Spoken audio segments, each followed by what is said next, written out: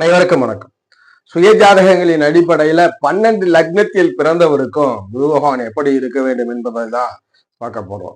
பொதுவான விதிகளின்படி மேஷ லக்னம், விருச்சக லக்னம், தனுஷு, மீனம், சிம்மம், கடகம் இந்த லக்னத்திலெல்லாம் பிறந்தவருக்கு குரு பகவான் யோக பலனை செய்வார் என்றும், ரிஷப, துலாம், மிதுர, கன்னி, மகர, கும்பத்துக்கெல்லாம் அவயோகியாக வருவார் என்று ஒரு பொது விதியின் அடிப்படையில இருக்கிறது.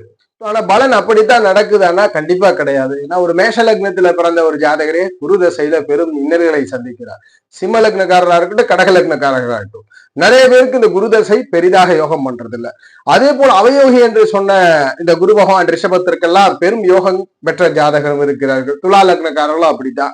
ஓயாதிபதி என்ற அமைகள்ல கன்னி மிதனத்துக்கு அவயோகம் செஞ்சாலும் அந்த கன்னி மிதனத்துல பிறந்தவனும் யோக பலனை அனுபவிக்கிறார். அப்ப எப்படி இது நடக்கிறது என்றால் கிரகங்களுடைய இணைவு தொடர்புனால தான் குரு என்பவர் யோகராக மாறுகிறார், அவயோகியாக மாறுகிறார். தனித்த குரு இயல்பாக லக்னத்திற்கு யோகர் என்றால் தனித்த குரு நல்ல பலனை செய்வார், அவயோகி என்றால் தனித்த குரு சிரமத்தை கொடுப்பார். இது பொதுவான அமைப்புகள். ஆனால் குரு யோகம் செய்வதை உறுதி செய்வது கிரக இணைவு தொடர்புகள் மட்டுமே குருவை யோகராகவும் அவயோகராகவும் ஆக்குது. அந்த வகையில 12 லக்னத்துல பிறந்தவருக்கு குரு எப்படி இருந்தா எப்படி இருக்க வேண்டும் யோகம் செய்வதுன்றதை பார்த்தலாம். அது போல குருவை பொறுத்தவரைக்கும் ஒரு 16 வருட மகாதசையை நடத்த போகிறவர், சமூகத்துல ஒரு ஜாதகருக்கு கௌரவ பெயர் புகழை கொடுக்கிறவரு, குழந்தையை கொடுக்கக்கூடிய காரகன், தனத்தை குறிக்கக்கூடிய காரகன். தனம் கண்டிப்பா தேவை. பொருளாதார வளர்ச்சியையும் பெரும்படங்களை குறிக்கிறது இந்த குரு பகவான் தான். எங்கு சென்றாலும் தனக்காக ஒரு தனி இருக்கைகளை ஏற்பாடு செய்யறதோ இந்த குரு பகவானுடைய திசையிலும் குரு வலுத்தவருக்கு நிகழும். அதுபோல ஆன்மீக எண்ணம், இறை சிந்தனை ஜாதகருக்கு இருக்கும். தான தர்ம சிந்தனைகள் ஓங்கி இருக்கும். குரு ஓரளவுக்கு மேல் லக்னம் அல்லது லக்ன யோக நிலைகளிலே தொடர்பு கொள்கிறார்னா ஜாதகரே கண்டிப்பாக சமூகத்துல பெயர் புகழை பெற்று விடுவார். நம்ம சொல்லக்கூடிய இந்த தொடர்பில் அந்த குரு பகவான் இருந்துட்டாருன்னா போதும், பெரிய யோகம். மேஷ லக்னக்காரர்களுக்கு 12ஆம் இடம் மற்றும் 9ஆம் ஆதிபத்தியம். வாழ்க்கையில தடையில்லாம பாக்கியம் கிடைக்கணும், சக வயதுள்ள நபர்களுக்கு கிடைக்க வேண்டியதெல்லாம் ஜாதகருக்கு கிடைக்கணும்னா இந்த குரு பகவான் நல்லா இருக்கணும். அப்பதான் மேஷ லக்னக்காரருக்கு எல்லாம் கிடைக்கும். குரு பாதிக்கு இருக்கு, குரு நீச வலுவை இழந்திருக்கிறார் அல்லது அவயோகிகளோட வலுவற்று தொடர்பு கொள்கிறார்னா ஜாதகருக்கு சக வயது கிடைக்க நபருக்கு கிடைக்கிறது கிடைக்காது. ஒரு தந்தையினால் ஆதாயம் இல்லாம போயிடும். அது போல வீண் விரயங்களை ஏற்படுத்தும். அதே குரு யோகரா இருந்தார்னா எல்லா சகல விதமான வாக்கியங்களும் ஜாதகருக்கு நிகழ்ந்தேறும்.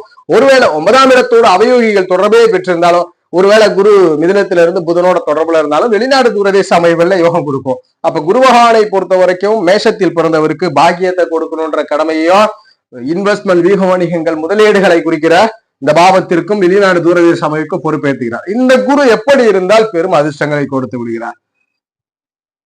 சூரிய தொடர்பு, சந்திர தொடர்பு, செவ்வாயோட தொடர்பு, இந்த கிரகங்களுடைய தொடர்பில் இருக்கிறார். சூரியன் 5ஆம் அதிபதி, சந்திரன் 4ஆம் அதிபதி, லக்னாதிபதி செவ்வாய். இந்நிலையில தொடர்பு இணைவு பார்வையை பெற்றிருக்கிறார்னா இந்த குரு விசேஷமான யோக பலனை கொடுக்குது. முதல் தரமான யோகம். மேஷ லக்னக்காரர்களுக்கு குரு தசை வருதுன்னா நல்ல அதிர்ஷ்டத்தை ஏற்படுத்தும். ஒண்ணு குருவின் ஸ்தான பலத்தை பொறுத்து பெரும் மனிதராக ஆவார், குறைந்த ஸ்தான பலம் என்றால் அவர் இருக்கக்கூடிய இடத்திலாவது பெரிய மனிதராக மாற்றும். இதுதான் விதி. குரு எப்படி இருக்க வேண்டும் மேஷ லக்னத்திற்குன்னா தனித்தும் இருக்கலாம். யோகாதிபதி என்பதனால் தனித்து இருப்பதும் நன்மை, தனித்து இருப்பது நன்மை. தனித்து அல்லது சூரிய சந்திர செவ்வாய் தொடர்புல இருக்கணும். ரிஷப லக்னக்காரர் 8ஆம் இடத்திற்கு ஆதிபத்தியம் மற்றும் 11ஆம் இடத்திற்கு ஆதிபத்தியம். இந்த காம்பினேஷன்ல 8ஆம் இடம் என்பது நஷ்டத்தை கொடுக்கிறது, இழப்பை கொடுக்கிறது, அதுபோல எதிர்பாராத திருப்பத்தை கொடுக்கிறது. அந்த 8ஆம் இடம் தான் வெளிநாடு தூரதேசங்களையும் கொடுக்குது, எதிர்பாராத பணத்தையும் கொடுக்குது. அப்ப ரிஷப லக்னக்காரர்களுக்கு குரு யோகம் பண்ணணும். லாபம்ன்றது ரொம்ப முக்கியம். நம்ம மனசுக்கு என்னெல்லாம் தோணுதோ அதெல்லாம் திருப்திகரமாக அடைவது இந்த லாப பாவத்துலதான். 11ஆம் இடம் என்ன இருந்தாலும் ஜாதகருடைய அத்தனை ஆசைகளும் நிறைவேறும் யோகமா இருந்தா. அப்ப அந்த 8, 11ஆம் இடம் அவயோகியா வந்துடுறாரு. 8ஆம் இடத்திற்கு ஆதிபத்தியம் பெற்று அதுபோல காரகமும் பெற்று அவயோகியாக வந்துகிறார். இந்த சனியோடு, இந்த குருவோடு சனி புதன் பெரும் யோகம். அடுத்ததாக சூரியன், 3ஆம் பட்சமாக சூரியன். சனி புதன் சூரிய தொடர்புகளோடு இருக்கும் பொழுது இந்த குரு யோகம் பண்றார். இந்த குரு ரிஷப லக்னக்காரருக்கு வெளிநாட்டு வாழ்க்கையை கொடுக்கிறார், தூரதேச யோகங்களை கொடுக்கிறார், நல்ல சொத்துக்கள் நிலவங்களை கொடுக்கிறார், கௌரவத்தை கொடுக்கிறார். அப்ப ரிஷப லக்னக்காரர்களுக்கு இந்த குருவோட சனி புதன் சூரியன் ஏதோ ஒண்ணு தொடர்புல, குறிப்பா இந்த சனி புதன் எல்லாம் தொடர்புல இருந்துருச்சுன்னா இந்த குருதசை யோக தசை தான், அவயோகமே இல்லை. பொது விதியில ரிஷபன்னாலே குருதசை அவயோகம். ஆனா ஜாதகப்படி இந்த கிரக தொடர்புகளில் இருந்து குரு குறைந்த ஸ்தான பலத்தில் இருந்துட்டாருன்னா கண்டிப்பாக ஜாதகருக்கு குருதசை அதிர்ஷ்டமான தசை. குருதசையில தான் ஜாதகர் பெரும் யோகத்தை அனுபவிச்சிருப்பார். லக்ன அவயோகி தான், ஆனா அந்த தசையில தான் ஜாதகர் சமூகத்துல பெரும் உயரத்தை அடைந்திருப்பார். ரிஷப லக்னக்காரர். மிதுன லக்னத்துல பிறந்திருக்கிறீங்க. லக்னத்துக்கு 7ஆம் இடம் நண்பர், கூட்டாளி, வாழ்க்கை துணை, சமூகத்துல யாரை எதிர்கொண்டாலும் அந்த நிலை. 10ஆம் இடம் 2 கேந்திர அமைப்புகள் வருது. தொழிலை குறிக்கக்கூடிய பாவம், கூட்டாளிகளை குறிக்கக்கூடிய பாவம், அது போல ஒப்பந்தங்கள், இதெல்லாம் இந்த 7, 10 ரொம்ப முக்கியமான இடம் மிதுன லக்னக்காரர்களுக்கு. இது சரியாம இல்லைன்னா வாழ்க்கை சரியா இருக்கு. நல்ல பார்ட்னர் இல்லைன்னா வாழ்க்கை என்ன இருந்தாலும் தித்திக்காது. தொழிலும் அப்படித்தான். நல்ல தொழில் பார்ட்னர் அமையணும், தொழிலினால் ஆதாயம் இருக்கணும், தொழில் செய்தால்தான் வாழ்க்கையில பெரும் உயரத்தை அடைய முடியும்.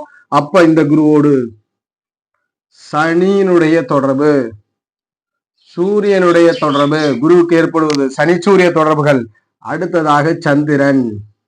ஆதிபத்திய ரீதியில குடும்பத்துல கொஞ்சம் பிரச்சனை இருந்தாலும் இந்த சந்திர தொடர்பு ஜாதகருக்கு யோகத்தை கொடுக்கும், நல்ல பலனை கொடுக்கிறது. சனி சூரிய சந்திர தொடர்புகளில் குரு பகவான் இருக்கும் பொழுது மிதுன லக்னக்காரருக்கு தொழில் வெற்றியை கொடுத்துருது. தொழில பெரும் அதிர்ஷ்டம், வாழ்க்கை துணைவரை நல்ல முறையில கொடுக்குது, வாழ்க்கை துணைவரால் ஆதாயம் கிடைக்கிறது, ஜாதகரால் ஆகப்படாததை வாழ்க்கை துணைவர் சாதித்து காட்டுகிறார், செயல்படுத்தி காட்டுகிறார், வெற்றி கிடைக்கிறது. அதன் மூலியமாக ஜாதகருக்கு பிரதிபலனாக மகிழ்ச்சியும் கிடைக்கிறது. கடக லக்னக்காரர். லக்னத்துக்கு 6ஆம் இடம் ருணரோகம், எதிரி, கடன், வம்பு, வழக்குகளை குறிக்கக்கூடிய பாவம் மற்றும் 9ஆம் இடம் 6, 9 அதிபதி. 9ஆம் இடம் மறுபடியும் ரொம்ப முக்கியமான பாவம். சமூகத்திலே எல்லாமே சரியான நிலையில கிடைக்கிறது. சரியான வயதில் சரியான பலன்களை அனுபவிப்பதற்கு 9ஆம் இடம் காரணம். இந்த 9ஆம் இடம் ரொம்ப ரொம்ப முக்கியமான ஒரு காரகம். கடக லக்னக்காரர் நிறைய பேர் பாத்தீங்கன்னா குருதசையில சிரமப்படுவதும் உண்டு. அதற்கு காரணம் அவயோக தொடர்பு. ஆனா இந்த தொடர்பு இருந்தா கடக லக்னத்திற்கு யோகம் தான். கடக லக்னத்திற்கு சூரியனுடைய தொடர்பில் இருக்கிறது, செவ்வாயோட தொடர்புல இருக்கிறது, சந்திரனோட தொடர்புல இருக்கிறது. இதெல்லாம் குருதசையை யோகம் பண்ண வைக்கும். சூரிய செவ்வாய் சந்திர தொடர்புகள் கடக லக்னக்காரர்களுக்கு பெரும் அதிர்ஷ்டம். குருதசை தனித்திருந்தாலும் யோகம் தான், தனித்திருந்தாலும் யோகம் தான். இதுவே இந்த குரு சனியோட இருக்கிறாருன்னா இப்ப கொஞ்சம் சிரமம் கொடுத்துருது.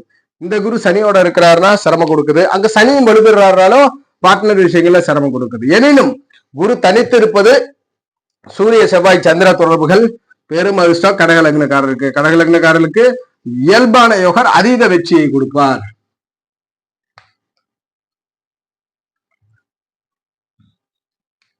சிம்ம லக்னத்துல ஜானிச்சிருக்கிறீங்க.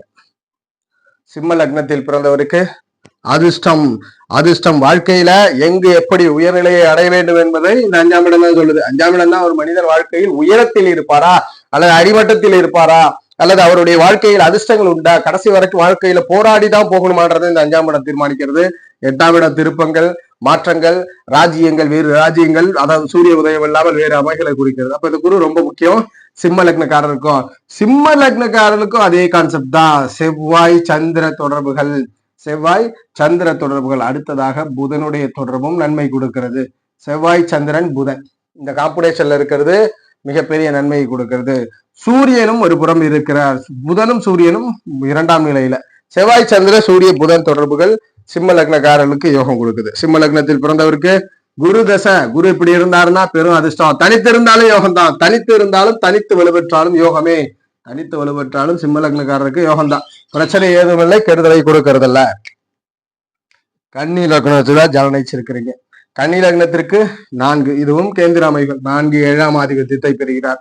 வீடு, வாகன வசதி, சொத்து சுகங்கள், இல்லமனங்கள் வசதி, கல்விகளை குறிக்கிறது, தாய் அன்பை குறிக்கிறது, பார்ட்னர், கூட்டாளிகள் அன்பு. இந்த 4, 7 ரொம்ப முக்கியமான பாவம். கன்னி லக்னக்காரர்களுக்கும் இந்த குரு ரொம்ப ரொம்ப முக்கியமான கிரகம். இவன் நல்லா இருந்தே ஆகணும். இல்லைன்னா ஜாதகருக்கு சுகஸ்தானம் உடல் பாதிக்க அல்லது மனம் பாதிக்கக்கூடிய நிலை இருக்கும், பார்ட்னர் சரியா அமையாது. ஆனா இந்த ஜாதகத்துல சனியோட தொடர்பு, சனி தொடர்பு, சுக்கிரனோட தொடர்பு பெறுவது இல்லற வாழ்க்கையில் முதலில் சிரமத்துக்குள்ளாக்கும்.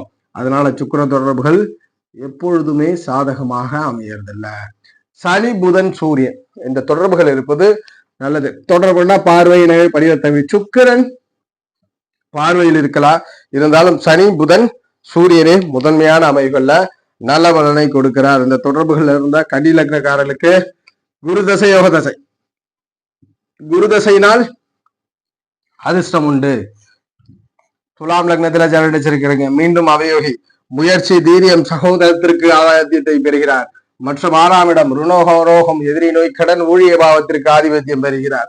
இந்த ரெண்டுமே ஓரளவுக்கு அவயோக பாவங்கள் தான். இந்த அவயோகியான குருவோடு சனி புதன் தொடர்பில் இருப்பது பெரும் அதிர்ஷ்டம், பெரும் யோகம்.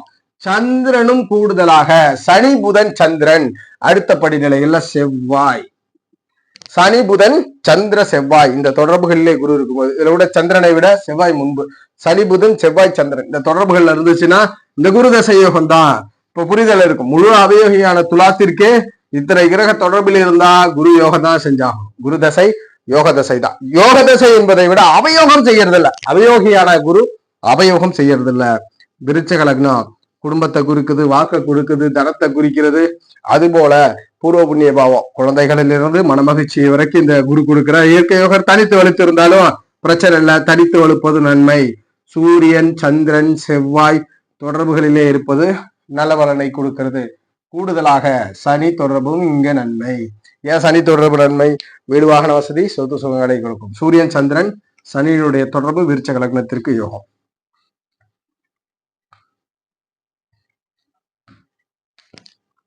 தனுசு லக்னம் லக்னாதிபதியாவே வந்துடுறார்.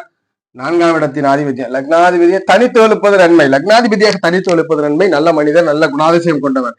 இங்கு இந்த குருவோடு செவ்வாயினுடைய தொடர்பு, சூரியன் சந்திர தொடர்பு மற்றும் புதனோட தொடர்பு. புதன் பார்ட்னரால ஆதாயம், தொழில்நாள ஆதாயம் கொடுக்கிறது. செவ்வாய் சூரியன் சந்திரன் புதன் இந்த கிரகங்கள்லாம் ஜாதகத்திற்கு நன்மை. சனியே நன்மை இல்லை. 2-3 அதிபதி சனியோடு இணைவு பெற்றால் ஜாதகருடைய குரு பண்புகள் மறைந்து சுயநலவாதியாக மாற்றி விடுவார். ரொம்ப நியரஸ்ட்ல சனிக்கு ஸ்தான பலம் கிடைச்சி அமர்ந்தால். மகர லக்னக்கார் 12க்கு ஆதிபத்தியம் பெறுகிறார். 3க்கு ஆதிபத்தியம், ரெண்டுமே மறைவு பாவம் தான். தூரதேச வாழ்க்கை, சகோதர காரகத்துவம், இன்வெஸ்ட்மெண்ட்டை குறிக்குது. இங்கே குரு பகவான் யோகம் செய்யணும். இந்த குருவோடு செவ்வாயோட தொடர்புல இருக்கிறது நல்ல பலனை கொடுக்கிறது. புதனோட தொடர்புல இருக்கிறது நல்ல பலனை கொடுக்கிறது. எதிர்பாராத விதமாக சனியினுடைய தொடர்பு நன்மையை கொடுக்குது. செவ்வாய் புதன் சனி, சனியோட தொடர்பு எப்படி? லக்னாதிபதியை குரு தொடர்பு கொள்ளும் பொழுது ஜாதகர் நேர்மை பண்புகள் அதிகரிக்கிறது. ஸ்டாண்ட். தனுசு லக்னத்திற்கு சனி தொடர்பு கொள்வதும் மகர லக்னத்திற்கு குரு தொடர்பு கொள்வதற்கு மாறுபட்ட எண்ணங்கள், மாறுபட்ட சிந்தனைகள். கும்ப லக்னத்துல பிறந்திருக்கிறீங்க. 2ஆம் இடம் மற்ற 11ஆம் ஆதிபத்தியத்தை பெறுகிறார். தனத்திற்கும் குடும்பத்திற்கும் நினைத்ததை முடிப்பதற்கும் ஆதிபத்தியத்தை பெறுகிறார். இந்த குருவோடு சனி தொடர்பில் இருப்பது, புதன் தொடர்பில் இருப்பது மற்றும் செவ்வாய் தொடர்பில் இருப்பது. மகர கும்பத்திற்கு செவ்வாய் தொடர்புகள் யோகத்தை கொடுக்குது. சனி புதன் செவ்வாய் இந்த காம்பினேஷன்ல இருந்தா கும்ப லக்னத்திற்கு யோகம், கும்ப லக்னத்திற்கு யோக பலனை கொடுக்கிறார். மீனத்துல ஜலம் நினைச்சிருக்கிறீங்க. மீன லக்னம் லக்னத்திற்கும் 10க்கும் ஆதிபத்தியம் பெறுகிறார். இந்த குருவோடு செவ்வாய் சூரியன் சந்திரன் மற்றும் புதன் இந்த தொடர்பெல்லாம் இருந்தா யோகம். தனித்து இருந்தாலும் யோகத்தை கொடுக்கும். தனித்து இருந்தாலும் யோகத்தை கொடுக்கும்ன்றத உறுதிப்படுத்துறோம். மீன லக்னக்காரர்களுக்கு இந்த அமைவு பொருந்தும். அதுபோல இப்ப இந்த பதிவுல 12 லக்னத்திற்கும் பலன் பார்த்தோம். இப்ப இயல்பாக சில அவயோகிகளாக சொல்லப்பட்ட ரிஷப லக்னம், துலா லக்னம் மற்றும் மகர கும்பம், கன்னி மிதனத்துக்கெல்லாம் நம்ம சொன்ன கிரகத்தொடர்பு தான் அவர் கண்டிப்பா அவயோகம் பண்றது இல்லை. என்ன சிரமம் வந்தாலும் அதை நிவர்த்தி கிடைச்சிருது. அது போல யோகங்கள்னு பார்க்கக்கூடிய மேஷ விருட்சமாகட்டும், தனுசு மீனமாகட்டும், கடகசிமம் இந்த லக்னக்காரர்களுக்கெல்லாம் நம்ம சொன்ன கிரகத்தொடர்பு இருந்தா அதிர்ஷ்டங்கள் மேலும் அதிகரிக்கிறது. அந்த கிரக தொடர்புள்ள அவயோகிகளா கஷ்டங்களை கொடுத்து குருதசை யோகம் செய்யாம போகும்ன்றதுதான் விதி. ஜோதிட ரீதியான தகவலுக்கு ஸ்கிரீன்ல தெரிகிற நம்பரை தொடர்பு கொள்ளுங்க. வாழ்க வளமுடன். நன்றி.